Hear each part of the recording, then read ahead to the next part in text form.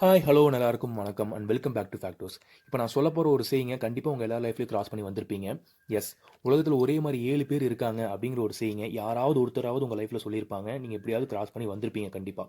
உண்மையாகவே இந்த உலகத்தில் நம்மள மாதிரி 7 பேர் இருக்காங்களா? அப்படி இருந்தால் என்னவா இருப்பாங்க, எங்கே இருப்பாங்க, எப்படி இருப்பாங்க, உண்மையாகவே நம்மள மாதிரி இருக்காங்களா அப்படிங்கிற கேள்வி உங்களுக்கு கண்டிப்பாக இருந்திருக்கும். இருந்தும் இருக்கலாம், இல்லாமலும் இருக்கலாம். ஸோ இந்த வீடியோவில் ஒரு வேளை நீங்கள் உங்களை மாதிரியே இருக்கிற அந்த லுக் லைக் பர்சனை பார்த்தீங்கன்னா எப்படி இருக்கும், என்ன மாதிரி ஃபீலாக இருக்கும், என்ன நடக்கும், லுக் அலைக் பர்சன்ஸோட நீங்கள் ஒரு வேளை ஒரு ஃப்ரெண்ட்லி ரிலேஷன்ஷிப்பை டெவலப் பண்ணிங்கன்னா அதனால் ஏற்படக்கூடிய ப்ரோஸ் என்ன, கான்ஸ் என்ன அப்படிங்கிறத இன்னும் டீட்டெயிலாக பார்க்க போகிறோம். ஸோ அது மட்டும் இல்லை, அவங்க உண்மையாகவே நம்மள மாதிரியே தோற்றமளிக்கக்கூடிய ஆட்கள் இந்த உலகத்தில் இருக்காங்களா அப்படிங்கிறத பற்றியும் டீட்டெயிலாக பார்க்க போகிறோம். லேட் பண்ணாமல் வீடியோக்குள்ளே போயிடலாம். நான் உங்கள் ஆர்பிகே, நீங்கள் பார்த்துக்கிட்டு இருக்கிறது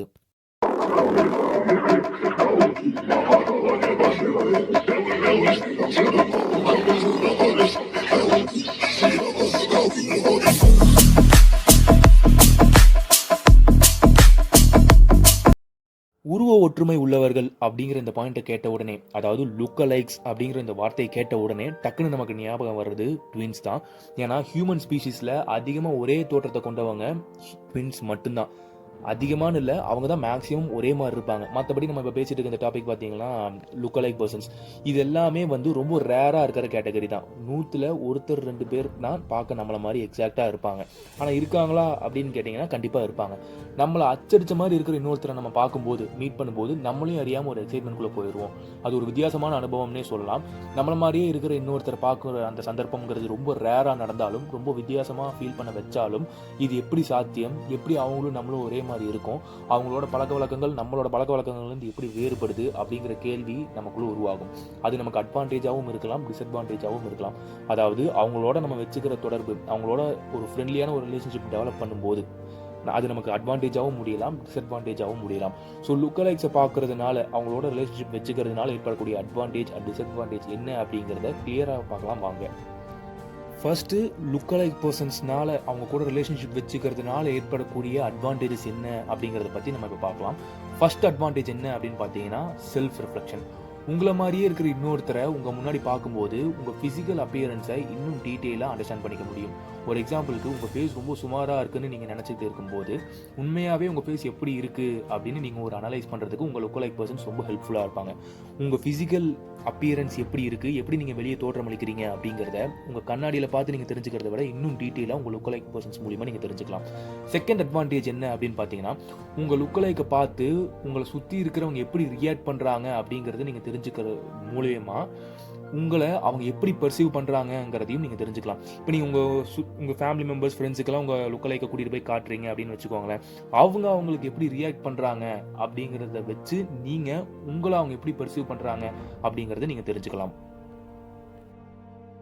தேர்ட் அட்வான்டேஜ் என்ன அப்படிங்கிறது தெரிஞ்சுக்கிறதுக்கு முன்னாடி ஒரு விஷயத்தை நல்லா புரிஞ்சுக்கோங்க. இப்போ நான் சொல்ல போகிற இந்த பாயிண்ட் வந்து ஒரு விதத்தில் க்ரைம் தான், ஒரு விதத்தில் இல்லை, கண்டிப்பாக இது க்ரைம் தான். ஆனால் இப்படியும் லுக் லைக் பர்சன்ஸால் நமக்கு ஒரு அட்வான்டேஜ் இருக்குது அப்படிங்கிறத தெரிஞ்சுக்கோங்க.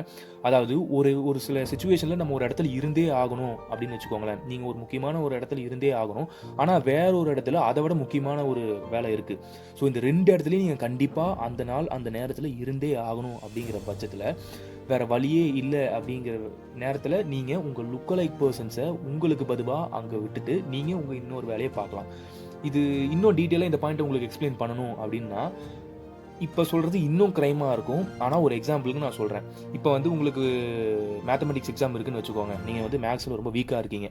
உங்களுக்கு எப்படியாவது இந்த எக்ஸாமில் நீங்கள் பாஸ் பண்ணி ஆகணும் அப்படின்னா, ஒரு வேளை உங்கள் லுக் லைக் மேத்தமெட்டிக்ஸில் ஒரு ஸ்பெஷலிஸ்ட்டாக இல்லை ஒரு ஆவரேஜாக பாஸ் ஆகிற அளவுக்கு ட்ரெயின்டாக இருக்கக்கூடிய ஒரு ஆளாக இருக்காருன்னு வச்சுக்கோங்க. அவங்கள உங்களுக்கு பதிவாக எக்ஸாம் ஹாலுக்கு அனுப்பி எக்ஸாம் எழுத வச்சு நீங்கள் பாஸ் பண்ணிக்கலாம்.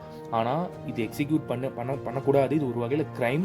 ஆனால் இப்படி ஒரு அட்வான்டேஜ் இருக்குது அப்படிங்கிறத நான் சொல்கிறேன். இப்படியும் உங்கள் லுக் லைக்கை உங்களுக்கு ஹெல்ப் பண்ண யூஸ் பண்ணிக்கலாம் அப்படிங்கிறத நான் சொல்கிறேன். லுக் லைக்ஸ்னால அட்வான்டேஜ் மட்டும்தான் இருக்கா அப்படின்னு கேட்டிங்கன்னா இல்லை, டிஸ்அட்வான்டேஜும் இருக்குது.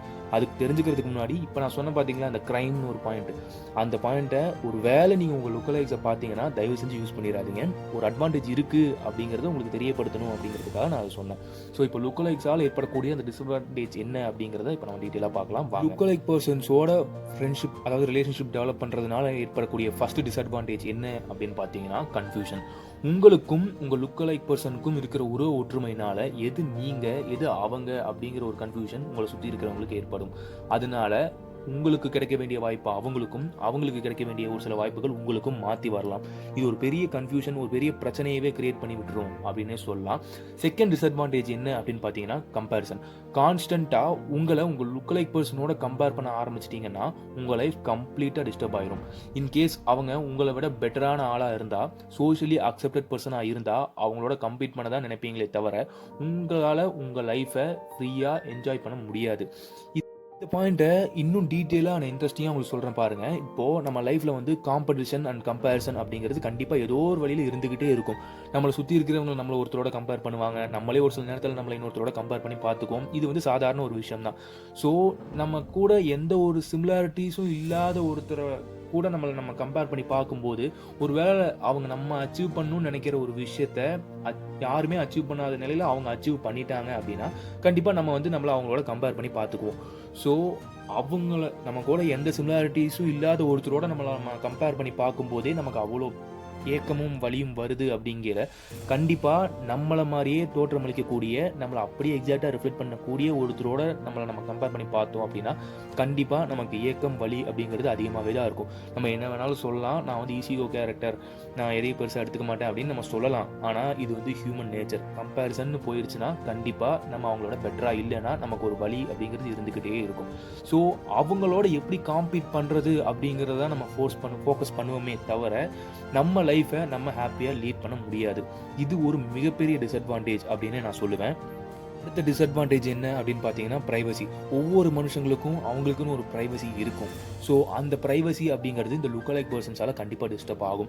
ஒரு வேளை அவங்க நல்லவங்களாக இருந்தாங்கன்னா பிரச்சனை இல்லை. இன்கேஸ் அவங்க ஒரு வேளை கெட்டவங்கன்னு இல்லை, ஒரு ஃபன்னான ஒரு பர்சனாக இருந்து உங்கள் லைஃப்குள்ளே உங்களை மாதிரியே வந்து நீங்கள் என்னென்ன பண்ணுறீங்க அப்படின்னு தெரிஞ்சுக்கலாம் அப்படின்னு நினைக்கக்கூடிய ஒரு ஆளாக இருந்தாங்கன்னா கண்டிப்பாக உங்கள் ப்ரைவசிங்கிறது ரொம்ப பாதிக்கப்படும்.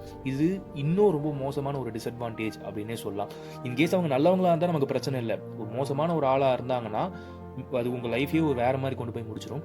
ஸோ ப்ரைவசி அப்படிங்கிறது ரொம்பவே டிஸ்டர்ப் ஆகும் லுக்கலைக் பர்சன்ஸ்னால. இன்கேஸ் அவங்க ஒரு வேளை கெட்டவங்களாக இருந்தாங்கன்னா. அடுத்த டிஸ்அட்வான்டேஜ் என்ன அப்படின்னு பார்த்தீங்கன்னா கமிஷன் ஆஃப் கிரைம். ஒருவேளை உங்கள் லுக்கலைக் பர்சன் கிரைம் பண்ணக்கூடிய ஒரு ஆளாக இருந்தால், அதாவது இல்லீகல் ஆக்டிவிட்டீஸ் பண்ணக்கூடிய ஒரு ஆளாக இருந்தால், நீங்கள் அவங்கள மீட் பண்ணுறீங்க அப்படிங்கிற பட்சத்தில் கண்டிப்பாக உங்களுக்கு அது பிரச்சனையாக தான் இருக்கும். ஏன்னா 2 பேரும் ஒரே இடத்துல இருக்கீங்க அப்படிங்கிற அவங்க கிரைம் பண்ணக்கூடிய ஒரு ஆள், உங்களுக்கும் அவங்களுக்கும் ஒரு கன்ஃபியூஷன் அப்படிங்கிறது ஏற்படும். ஸோ என்னதான் உங்கள் லுக்கலைக் பர்சன் உங்ககிட்ட நல்லா பேசி பழகினாலும் அவங்க கிரைம் பண்ணக்கூடிய ஆளாக இருக்கையில் அவங்க எப்படி அதுலேருந்து தப்பிக்கிறது அப்படின்னு பார்த்தாங்கன்னா கண்டிப்பாக உங்களை மாட்டி விடுறது அப்படிங்கிறது அவங்களுக்கு ஒரு பெரிய மேட்டராகவே இருக்காது. அவங்க எப்படி உங்களை அந்த கிரைமில் மாட்டி விட்டுட்டு அவங்க தப்பிக்கலாம் அப்படிங்கிறத அவங்க பார்ப்பாங்க.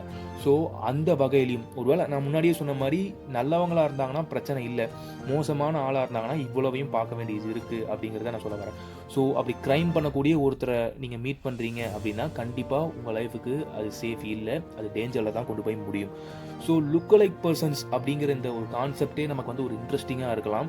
அவங்கள பார்க்குறதுங்கிறது ஒரு எக்ஸைட்மெண்ட்டாக இருக்கலாம். ஏன்னா நம்ம பார்க்குற எல்லாருமே நம்மளை மாதிரி இருக்கிறது இல்லை. ஒரு சிலருக்கு நம்மளோட சிமிலாரிட்டிஸ் இருக்கும். நம்ம படத்தில் பார்த்துருப்போம். இப்போ வந்து டிவியில் படம் பார்க்கையில் டக்குன்னு ஒரு டுவல் ரோல் ஃபிலிம் ஒன்று போடுறாங்க அப்படின்னா அது ஒரு எக்ஸைட்மெண்ட் கொடுக்கும். எனக்கு எக்ஸைட்மெண்ட் கொடுத்துருக்கு, அதனால நான் சொல்கிறேன். உங்களுக்கு கொடுத்துருக்கலாம், கொடுக்காமலும் இருந்திருக்கலாம். ஸோ இப்படி வந்து நம்மளை மாதிரியே இருக்கிற ஆட்கள் வந்து ரொம்ப ரேர் தான். இருக்காங்களா அப்படின்னு கேட்டிங்கன்னா கண்டிப்பாக இருப்பாங்க. இந்த உலகத்தில் ஏதாவது ஒரு மூலையில் கண்டிப்பாக நம்ம மாதிரியே ஆட்கள் இருப்பாங்க. 1-2 சைட்ஸ் கூட இருக்குது. நிறைய யூடியூப் சேனலில் நானும் கேள்விப்பட்டிருக்கேன். ட்வின் ஸ்ட்ரேஞ்சர் அப்படின்ற ஒரு சைட்டில் நம்ம பிக்சர் அப்லோட் பண்ணுறது மூலிமா நம்ம ட்வின்னை கண்டுபிடிக்கலாம் அப்படின்னு சொல்கிறாங்க. ஸோ நான் இதை ரெக்கமெண்ட் பண்ணவே மாட்டேன். ஒரு ட்வின்னை தேடி, அதாவது உங்களை மாதிரியே இருக்கிற ஒரு ஸ்ட்ரேஞ்சர் கண்டுபிடிக்கணும் அப்படிங்கிறதுக்காக உங்கள் பிக்சரை வந்து ஒரு சைட்டில் அப்லோட் பண்ணுறதுங்கிறது எந்த அளவுக்கு சேஃப் அப்படிங்கிறது தெரியல. அது நீங்கள் பார்த்துக்கோங்க. மேக்ஸிமம் அதெல்லாம் ட்ரை பண்ணாமல் இருக்கிறது நல்லது. ஃபைனலி இந்த வீடியோ கண்டிப்பாக உங்களுக்கு இன்ஃபர்மேட்டிவாகவும் எஜுகேட்டிவாகவும் இருந்திருக்கும் அப்படின்னு நம்புகிறேன். நீங்கள் உங்களை மாதிரியே தோற்றமளிக்கக்கூடிய ஆட்களை பார்த்துருக்கீங்களா? அப்படி பார்த்துருந்தீங்கன்னா கண்டிப்பாக நம்ம வீடியோ கமெண்ட் செக்ஷனில் கமெண்ட் பண்ணி சொல்லுங்கள். நானும் தெரிஞ்சுக்கிறேன். நான் என்ன மாதிரியே தோற்றமளிக்கக்கூடிய ஆளை பார்த்தது இல்லை. பார்த்தேன்னா நானும் அதை பற்றின ஒரு எக்ஸ்பீரியன்ஸை உங்களுக்கு ஷேர் பண்ணுறேன். இந்த வீடியோ உங்களுக்கு பிடிச்சிருக்கும் அப்படின்னு நினைக்கிறேன். இந்த வீடியோ உங்களுக்கு பிடிச்சிருந்தா லைக் பண்ணுங்கள், ஷேர் பண்ணுங்கள், சப்ஸ்கிரைப் பண்ணுங்கள். இந்த மாதிரி இன்ஃபர்மேட்டிவ் வீடியோஸ் பிடிச்சா உங்கள் ஃப்ரெண்ட்ஸுக்கு ஷேர் பண்ணுங்கள். இந்த வீடியோ நல்லா இருந்தது அப்படின்னா அதை கமெண்ட் பண்ணுங்கள். நல்லா இல்லை அப்படின்னாலும் என்ன பிரச்சனை என்ன குறை அப்படிங்கிறதையும் நம்ம வீடியோ கமெண்ட் செக்ஷனில் சொல்லுங்கள். ஏன்னா நீங்கள் கொடுக்குற ஒவ்வொரு கமெண்ட்டும் என்னென்ன பிரச்சனையாக இருக்குது அப்படிங்கிறத நீங்கள் சொல்ல தான் எங்களால் அடுத்தடுத்த வீடியோவில் அந்த மிஸ்டேக்ஸை கரெக்ட் பண்ணிக்க முடியும். ஸோ தேங்க்யூ ஃபார் வாட்சிங் திஸ் வீடியோ. தேங்க்யூ.